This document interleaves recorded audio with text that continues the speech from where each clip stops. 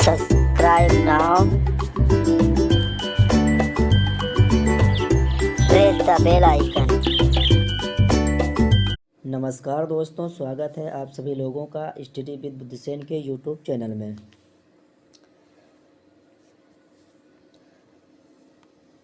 जो लोग हमारे चैनल पर पहली बार विजिट कर रहे हैं, हमारे चैनल को सब्सक्राइब जरूर कर लें और बेल आइकन दबा लें, जिससे पल पल की अपडेट आपको मिलती रहे। अगर दोस्तों वीडियो पसंद आता है तो लाइक करें और इसे अपने व्हाट्सएप ग्रुप व अपने दोस्तों के साथ शेयर ज़रूर करें।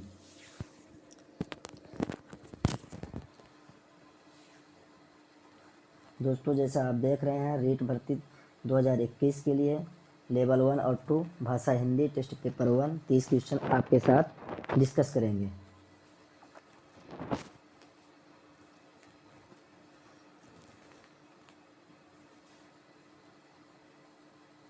चलिए दोस्तों, बढ़ते हैं क्वेश्चन की तरफ। ये रहा क्वेश्चन नंबर पहला आपके सामने। क्वेश्चन 31 से शुरू कर रहे हैं दोस्तों। ये प्रीवियस में सब पूछे गए क्वेश्चन हैं, सिलेक्टेड क्वेश्चन हैं जो आपके एग्जाम में हेल्पफुल होंगे। निम्न में से किस शब्द में इत प्रत्यय का प्रयोग हुआ है? अपेक्षित, वीरता, धीरता, वीरता। निम्न में से किस शब्द में इत प्रत्यय का प्रयोग हुआ है? अपेक्षित, वीरता, धीरता, वीरता। लगाइएगा दोस्तों अपना अपना आंसर। जिस भी शिक्षार्थी का आंसर ए आ रहा है बिल्कुल ही सही है दोस्तों। ऑप्शन नंबर ए आपका हो गया, अपेक्षित होगा, क्योंकि अपेक्षा धन इत से ये शब्द मिलकर बना है। इस शब्द का निर्माण अपेक्षा धन इत से हुआ है। इसमें इत प्रत्यय का प्रयोग हुआ है। जो भी आंसर ए के साथ जा रहे हैं उनका बिल्कुल करेक्ट आंसर है। बढ़ते हैं नेक्स्ट क्वेश्चन की तरफ। ये रहा आपके सामने क्वेश्चन नंबर 32, जो कि दूसरा क्वेश्चन मान लीजिए दोस्तों। साहित्य मीमांसकों ने इसी दृष्टि से युद्ध वीर, दान वीर, दया वीर इत्यादि भेद दिए हैं। रेखांकित शब्द साहित्य मीमांसक है। व्यक्तिवाचक संज्ञा, जातिवाचक संज्ञा, भाववाचक संज्ञा, द्रव्यवाचक संज्ञा। जो भी भाई बंधु हमारे ऑप्शन बी के साथ जा रहे हैं बिल्कुल करेक्ट आंसर हो जाएगा दोस्तों। बढ़ते हैं नेक्स्ट क्वेश्चन की तरफ। जिस संज्ञा शब्द से किसी प्राणी, वस्तु या स्थान के समूह या पूरे वर्ग का बोध होता है उसे जातिवाचक संज्ञा कहते हैं। ये रहा क्वेश्चन आपके सामने अगला। प्रभावोत्पादक शब्द में कौन सी संधि है? दीर्घ संधि, गुण संधि, व्यंजन संधि, विसर्ग संधि।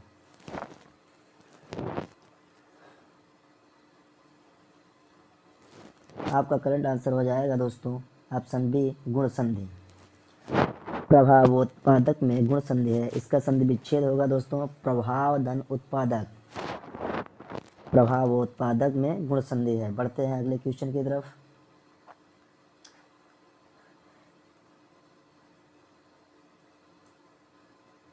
निम्न में तत्सम शब्द है।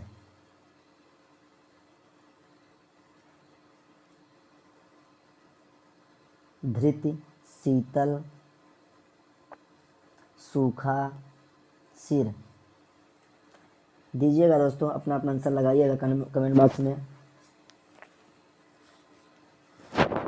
धृत का तद्भव होगा धैर्य। निम्न में से तत्सम शब्द है दोस्तों, इसमें तत्सम शब्द पूछा गया था, तो तत्सम शब्द आपका धृति होगा, धृति। इसका तद्भव होगा धैर्य, तो आपका राइट आंसर ए हो जाएगा।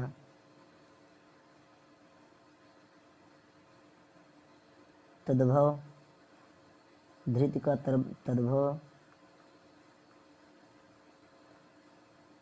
धैर्य होगा दोस्तों।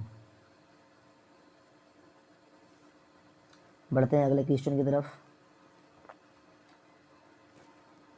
Question number 35।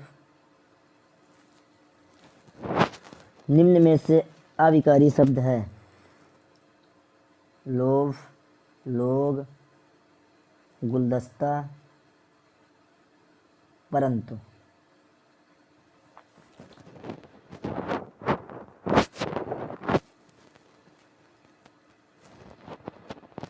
जो भी बच्चे ऑप्शन डी के साथ जा रहे हैं बिल्कुल करेक्ट आंसर है दोस्तों, ऑप्शन नंबर डी परंतु। परंतु एक अविकारी शब्द है। अविकारी शब्द वे शब्द होते हैं जो काल, लिंग, वचन आदि के प्रभाव से मुक्त रहते हैं, अर्थात जिनके रूप में कोई परिवर्तन नहीं होता, उन्हें अपव्यय भी कहते हैं। जिनके शब्द में कोई परिवर्तन नहीं होता, अपव्यय भी उन्हें कहते हैं। चल बढ़ते हैं नेक्स्ट क्वेश्चन की तरफ दोस्तों। ये रहा क्वेश्चन नंबर 36 आपके सामने। कर्म की क्षमता प्राप्त करने के लिए बार बार कर्ता की ही ओर आंख उठती है। इस वाक्य में क्रिया के रूप में किस काल का बोध होता है? सामान्य भूतकाल, सामान्य वर्तमान काल, अपूर्ण वर्तमान काल, अज्ञात वर्तमान काल।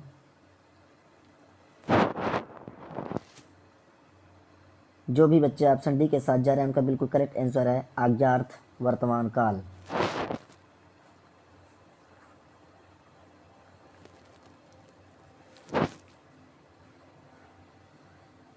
सॉरी दोस्तों, ये अज्ञात वर्तमान काल नहीं होगा, जल्दबाजी में ये अज्ञात वर्तमान काल लग गया है। राइट आंसर आपका बी होगा, सामान्य वर्तमान काल। क्रिया के जिस रूप से कार्य का वर्तमान में होना पाया जाए, ऐसे वाक्य में ता है, ती है, ते है इत्यादि शब्द आते हैं। वे सब सामान्य वर्तमान काल के शब्द होते हैं। जल्दबाजी में दोस्तों ऐसा हो जाता है कभी कभार, इसके लिए मैं माफ़ी चाहता हूँ। बट ये रहा आपके सामने अगला क्वेश्चन। मनुष्य किसी बात में बढ़ा हुआ होने के कारण हमारे सम्मान का पात्र होता है। इस वाक्य में उद्देश्य कथन है। पात्र,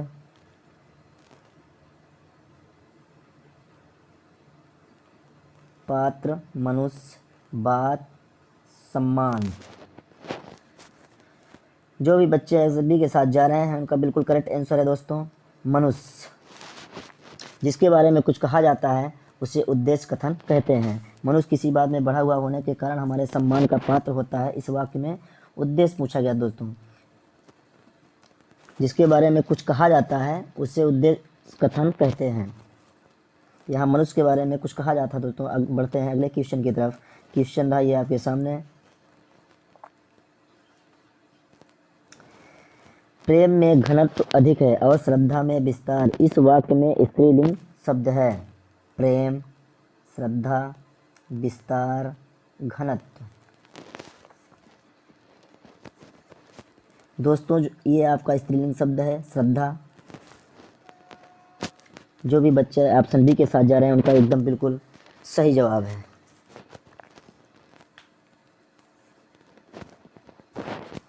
बढ़ते हैं अगले क्वेश्चन की तरफ।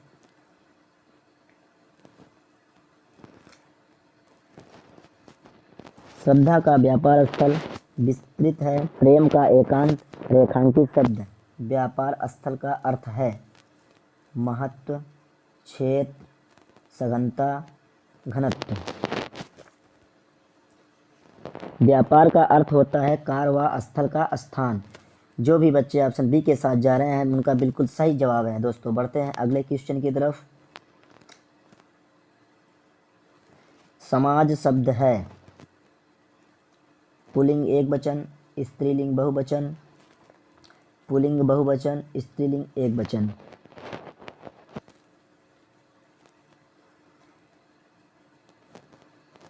सही जवाब हो जाएगा दोस्तों पुल्लिंग एक वचन। समाज शब्द पुल्लिंग एक वचन है। बढ़ते हैं अगले क्वेश्चन की तरफ। क्वेश्चन ये आपके सामने। निम्न में से कौन सा शब्द पुल्लिंग नहीं है? श्रमिक, समाज, जात, पेशा। जाति दोस्तों पुल्लिंग नहीं है। जाति शब्द सदैव स्त्रीलिंग में प्रयोग होता है। जाति शब्द सदैव स्त्रीलिंग में प्रयुक्त होता है दोस्तों। जाति शब्द पुल्लिंग नहीं है। ये रहा क्वेश्चन समझो आपके सामने दोस्तों। अंधों में कान्हा राजा का क्या अभिप्राय है?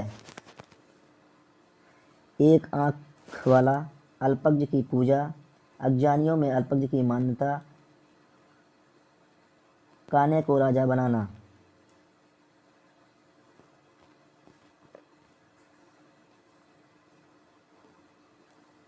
अंधों में कान्हा राजा का क्या अभिप्राय है? अज्ञानियों में अल्पज्ञ की मान्यता होना। आपका राइट आंसर सी हो जाएगा दोस्तों, अज्ञानियों में अल्पज्ञ की मान्यता होना। इसका अर्थ यही होगा, अंधों में कान्हा राजा। बढ़ते हैं अगले क्वेश्चन की तरफ।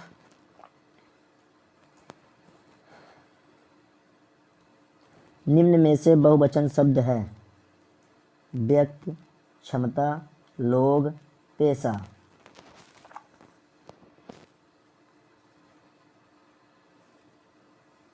लोग दोस्तों बहुवचन शब्द है। जो भी बच्चे सी के साथ जा रहे हैं उनका बहुत सही जवाब है।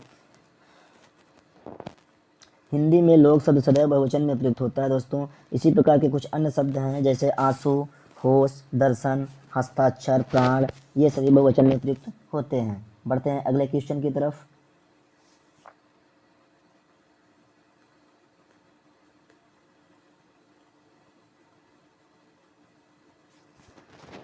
ये रहा क्वेश्चन आपके सामने। श्री गणेश करना मुहावरे का अर्थ है? पूजा करना, प्रारंभ करना, समापन करना, विघ्न डालना। अपना आंसर दीजिएगा दोस्तों। यहाँ पे जो लोग ऑप्शन बी के साथ जा रहे हैं बिल्कुल उनका सही जवाब है दोस्तों। आपका सही आंसर हो जाएगा प्रारंभ करना। श्री गणेश करना मुहावरे का अर्थ है प्रारंभ करना। बढ़ते हैं अगले क्वेश्चन की ओर। ये रहा क्वेश्चन आपके सामने। प्रधानमंत्री ने कहा कि भारत के गांव मरते हैं तो भारत भी मरता है। इस वाक्य में आश्रित उपवाक्य है? संज्ञा आश्रित उपवाक्य, विशेषण उपवाक्य, क्रिया विशेषण उपवाक्य, इनमें से कोई नहीं।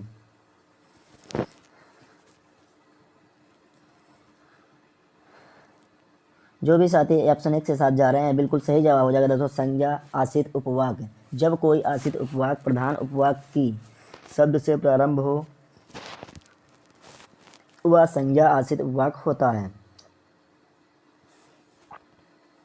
जिनका जवाब आ रहा था दोस्तों बिल्कुल सही जवाब हो जाएगा संज्ञा आश्रित उपवाक्य। बढ़ते हैं अगले क्वेश्चन की तरफ।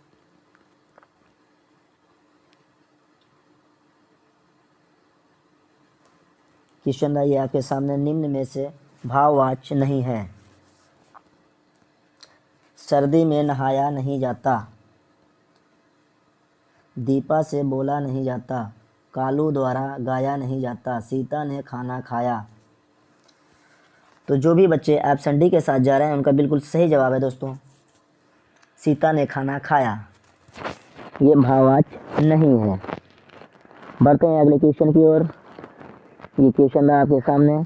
जयपुर की स्थापना सवाई जयसिंह ने की थी लेकिन विद्याधर भट्टाचार्य इसके नगर नियोजक थे। यह वाक्य है? सरल वाक्य, मिश्र वाक्य, संयुक्त वाक्य, कोई विकल्प सही नहीं है। देखिएगा दोस्तों एग्जाम में भी आपको बिल्कुल हूबहू ऐसे ही फंसाएगा दोस्तों, तो आप विचलित नहीं होइएगा। तो जो भी बच्चे संयुक्त वाक्य के साथ जा रहे हैं ऑप्शन सी के साथ उनका बिल्कुल सही जवाब है। बढ़ते हैं अगले क्वेश्चन की तरफ। ये रहा क्वेश्चन आपके सामने। नि उपसर्ग का सामान्य अर्थ होता है?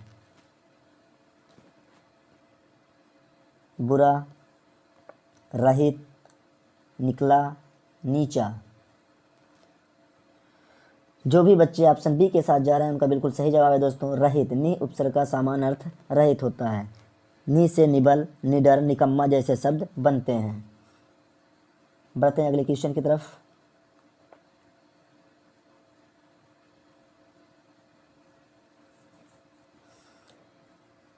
अर्थ की दृष्टि से वाक्यों के कितने भेद किए जाते हैं?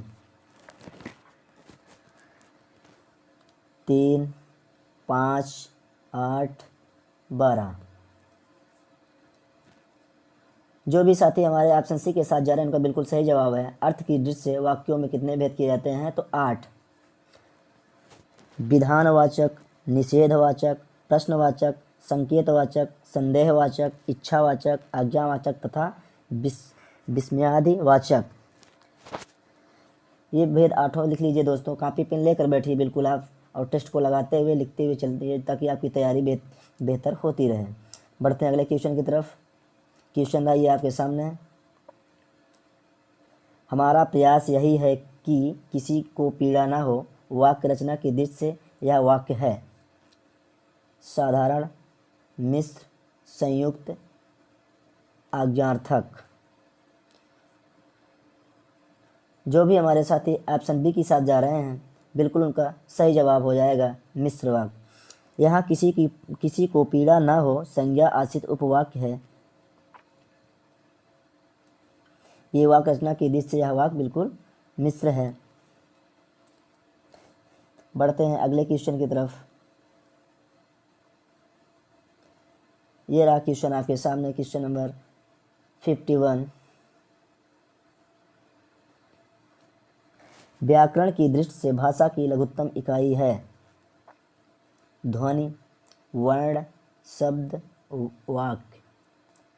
जो भी साथी हमारे ऑप्शन डी के साथ जा रहे हैं उनका बिल्कुल सही जवाब हो जाएगा व्याकरण की दृष्टि से भाषा की लघुत्तम इकाई वाक्य है।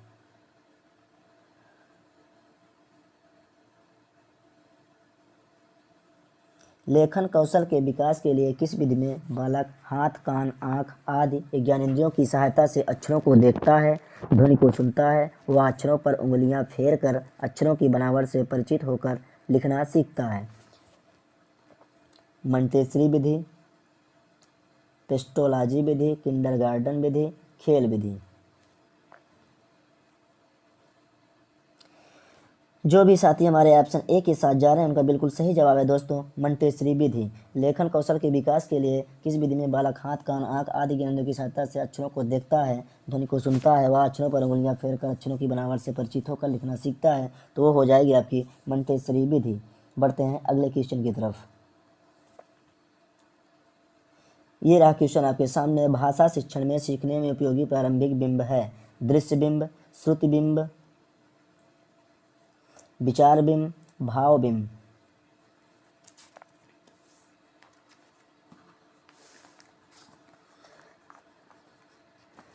जो भी साथी हमारे ऑप्शन ए के साथ जा रहे हैं बिल्कुल उनका सही जवाब है दृश्य बिंब। वस्तु को देखकर या प्रत्यक्षीकरण से जो बिंब बनता है उसे दृश्य या दृष्टि बिंब कहते हैं। बढ़ते हैं अगले क्वेश्चन की ओर। ये रहा क्वेश्चन आपके सामने। चोट खाया हुआ वह अब क्या खेल पाएगा, इस वाक्य में किस पदबंध का प्रयोग हुआ है? संज्ञा पदबंध, सर्वनाम पदबंध, क्रिया पदबंध, विशेषण पदबंध। जो भी साथी हमारे ऑप्शन बी के साथ जा रहे हैं बिल्कुल उनका सही जवाब हो जाएगा चोट खाया हुआ अब वह अब क्या खेल पाएगा, इस वाक्य में किस पदबंध का प्रयोग हुआ है? सर्वनाम पदबंध का।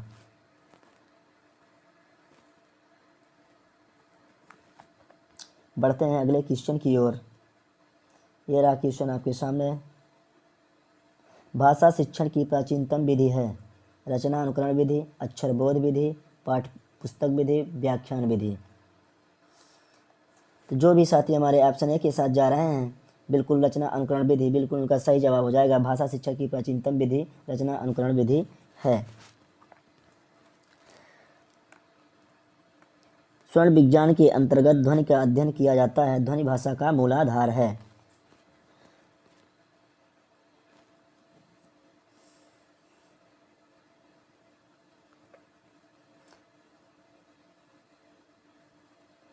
भाषा विज्ञान का प्रथम भाग है,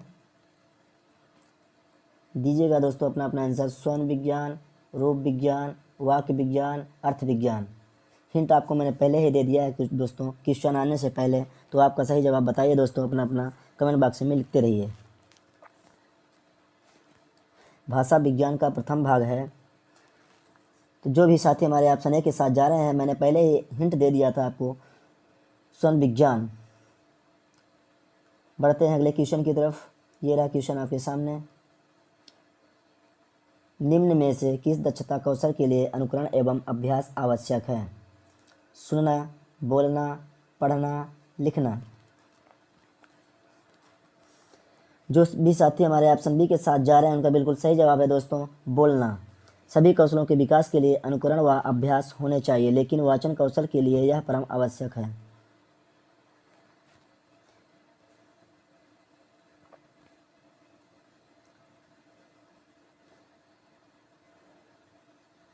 भाषा शिक्षण की कौन सी विधि स्वाध्याय पर विशेष बल देती है?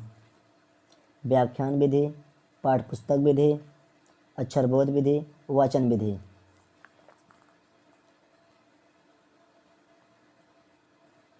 बी आपका सही जवाब हो जाएगा, पाठ्यपुस्तक विधि। बढ़ते हैं अगले क्वेश्चन की तरफ। पाठ्यपुस्तक विधि में पुस्तक के पठन पाठन की क्रिया आवश्यक है जो स्वाध्याय की आदत विकसित करती है। यह रहा क्वेश्चन आपके सामने। भाषा शिक्षण में खेल विधि को निम्न में से किस रूप में उपयोग किया जाता है? नाटक प्रदर्शन, अंत्याक्षरी, समस्या पूर्ति, उपयुक्त सभी।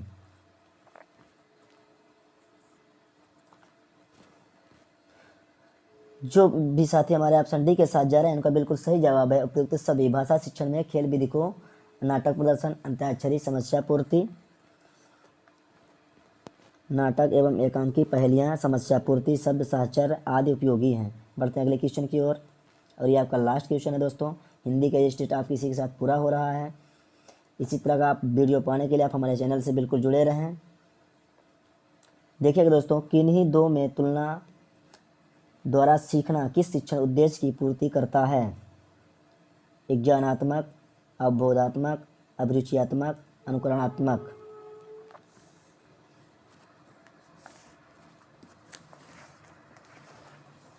दीजिएगा दोस्तों अपना आंसर।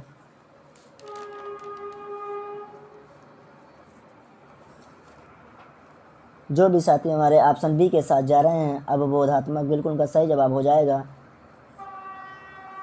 तुलना द्वारा सीखना किस शिक्षण उद्देश्य की पूर्ति करता है? तो वो हो जाएगा अवबोधात्मक शिक्षण विधि।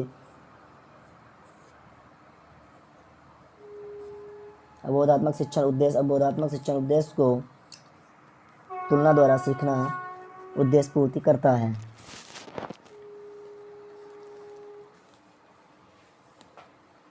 इसी प्रकार के नए वीडियो पाने के लिए आप हमारे चैनल से जुड़े रहें। आपका दिन शुभ हो। मिलते हैं अगले वीडियो में, तब तक के लिए धन्यवाद।